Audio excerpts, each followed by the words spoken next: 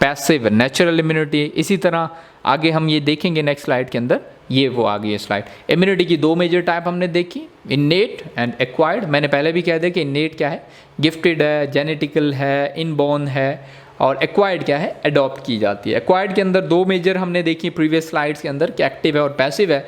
अब एक्टिव की फर्दर दो क्लासिफिकेशन है, यानी कि अगर हम बात करें तो एक्टिव की नेचुरल और आर्टिफिशियल फर्दर क्लासिफिकेशन है, इसी तरह पैसिव की भी क्या है, नेचुरल एंड आर्टिफिशियल है। अब हम बात करते हैं कि acquired active natural immunity, acquired active artificial immunity. इसी तरह हम सेकंड पैसिव के ऊपर जाते हैं तो एक्वायर्ड पैसिव नेचुरल इम्यूनिटी, इसी तरह एक्वायर्ड पैसिव आर्टिफिशियल इम्यूनिटी। तो ये क्लासिफिकेशन हमारे पास क्या होगी, बेसिकली इम्यूनिटी की दो क्लासिफिकेशन है, इनेट एंड एक्वायर्ड। फिर इसी तरह एक्वायर्ड की दो क्लासिफिकेशन है, यानी दो डिवीजन है, एक्टिव एंड पैसिव। इसी तरह एक्टिव की दो और पैसिव की दो इम्यूनिटी है। तो कलेक्टिवली क्या हो गया हमारे पास, ये एक ट्री बन गई कि हमारे पास इम्यून की दो मेजर, फिर इस तरह एक्वायर्ड की दो मेजर, फिर इस तरह उन दो मेजर्स की सब मेजर्स क्लासिफिकेशन है। ठीक है, हम अब देखते हैं कि नेचुरल एक्वायर्ड एक्टिव कौन सी है, कि एक्टिव ऐसी जो कि हमारी बॉडी के अंदर ऑलरेडी ऑन हो, मौजूद हो, प्रेजेंट हो, जो बॉडी ऑन करता हो, वो एक्वायर्ड एक्टिव इम्यूनिटी है। ऑन द अदर अगर हम बात करें एक्वायर्ड पैसिव की, तो पैसिव क्या है, मतलब ये हम लेते हैं, परचेज करते हैं, ख़रीदते हैं, यानी हम मार्केट से इस चीज़ को हम अपनी बॉडी के अंदर एंटर करते हैं। हम देखेंगे मजीद इसको अगली स्लाइड के अंदर मजीद क्लियर हो जाएगा कि देखें ये अब हमारे पास सिर्फ एक्वायर्ड की एक जस्टिफिकेशन है कि एक्वायर्ड क्या है, हमने ली है। अब एक्टिव क्या होते हैं, एक्टिव ऐसे मतलब हमने पीछे कहा कि ऑन, तो ऐसी इम्यूनिटी जो कि आपकी बॉडी ऑन करती है किसी भी इम्यून कॉज की वजह से, मतलब कोई भी पैथोजीन आएगा और आपकी बॉडी उस पैथोजीन को आइडेंटिफाई कर लेती है और एक्ट करती है, that is your on system. अब हम बात करते हैं कि ऑन के अंदर हमारे पास नेचुरल है। नेचुरल भी फिर ये है कि ऑन के अंदर एंटीजीन पहले से आपकी बॉडी रिसेप्टर को पता है, एक्सपोजर है, तो वो नेचुरल है। तो क्या करेगा, natural active immunity, acquired adaptive immunity. और अगर आर्टिफिशियल है, मतलब आपकी बॉडी के अंदर इस किस्म के एंटीजेंस जो कि डेलिब्रेटेडली इंट्रोड्यूस किए गए हैं वैक्सीन के अंदर, ताकि आपकी बॉडी क्या कर ले, इस चीज़ को आइडेंटिफाई कर ले कि ये एंटीजेंस जब भी आएंगे तो इसके ऊपर क्या करना है, एंटीबॉडीज़ ने एक्ट करना है। इस तरह बात करते हैं पैसिव की, तो पैसिव क्या है, immunity are transfer from the another person और एनिमल्स, मतलब ऐसी इम्यूनिटी जो कि किसी दूसरे पर्सन से, एनिमल से ट्रांसफ़र की जा सके, यानी उसकी पर्सनल ओन नहीं है। It is transmitted from the another body, it is got it from the another animal और पर्सन। तो अब एक्वायर्ड पैसिव नेचुरल इम्यूनिटी की अगर हम बात करें तो इसके अंदर क्या होता है, antibodies from the mother and transfer to the children through the placenta और द मिल्क। अब जो मिल्क है, उस मिल्क के अंदर जो एंटीबॉडीज प्रेजेंट हैं, तो ऑब्वियसली जब वो मिल्क इंट्रोड्यूस की जाएगा यानी एक्सपोजर होगा, तो आपकी बॉडी आइडेंटिफाई करेगी कि ये उस बॉडी के लिए यूजफुल है या हार्मफुल है, और अकॉर्डिंग टू द सिचुएशन वो क्या करेगी, वर्कआउट करेगी।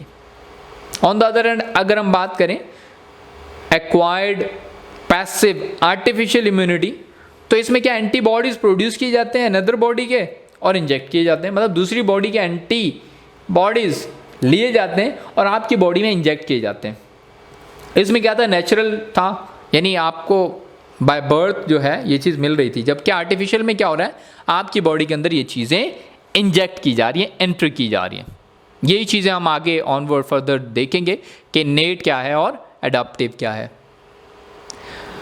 अब हम बात करते हैं इन्नेट और एडाप्टिव को थोड़ा सा जस्टिफाई करने की कोशिश करते हैं कि ये क्या है, जेनेटिक मेकअप है, यानी जेनेटिकली आपको मिलता है, इसमें आप कहीं भी मतलब आर्टिफिशियल एंट्री या कोई भी ऐसी चीज़ नहीं है, ये गिफ्टेड है, इसमें कोई भी चीज़ ऐसी नहीं है कि जो आप इंसर्ट कर दो, बल्कि जेनेटिकली ये आपकी बॉडी के अंदर मौजूद होता है।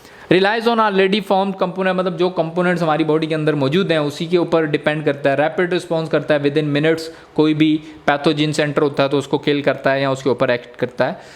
नॉट स्पेसिफिक, मतलब सेम मॉलिक्यूल्स और cell respond to the range of the pathogen, मतलब हर पैथोजिन के लिए स्पेसिफिक नहीं होता कि ये इतनी रेजिस्टिविटी देगा, इतनी ज़्यादा सिवियरिटी देगा, मतलब वेरी करता है ये हर पैथोजिन्स, डिफरेंट पैथोजिन्स के ऊपर डिफरेंट टाइप्स की एक्टिविटी करता है। इसके अंदर क्या होता है, मेमोरी नहीं होती, मतलब जो भी आएगा he will try to respond और react on him, he will try to kill that thing.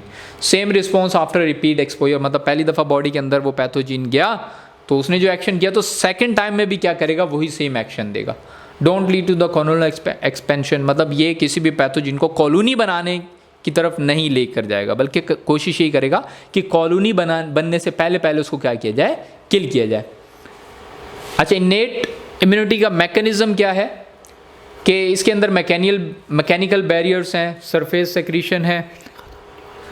जैसे कि मैकेनिकल बैरियर्स में क्या है, स्किन है, हमारी बॉडी के अंदर पीएच लेवल है स्टमक के अंदर, इसी तरह सीलियाज हैं, इस तरह ह्यूमोरल मैकेनिज़्म, इसको हम आगे भी मज़ीद थोड़ा डिटेल में पढ़ेंगे।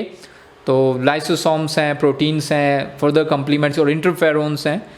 सेलुलर डिफेंस की बात करें तो हमारे पास किलर सेल्स, हम पीछे बात कर चुके हैं, न्यूट्रोफिल्स हैं, मैक्रोफेज हैं, मास सेल्स हैं, मास सेल्स के हैं WBCs हैं, के अंदर ये होते हैं जिसके जो के कंपोजिशन है हिस्टामिन, हेपरिन और सेरोटोनिन की, और ये कब रिलीज़ होते हैं, जब कोई भी इंजरी या एलर्जी होती है, तो बेजोफिल, इजिनोफिल, ये सारी चीज़ें हम लोग पीछे बात कर चुके हैं। ये था हमारा इन्नेट इम्यूनिटी। अब हम छोटा सा डिफरेंस देख लेते हैं इन्नेट और जो है अडॉप्टिव इम्यूनिटी का।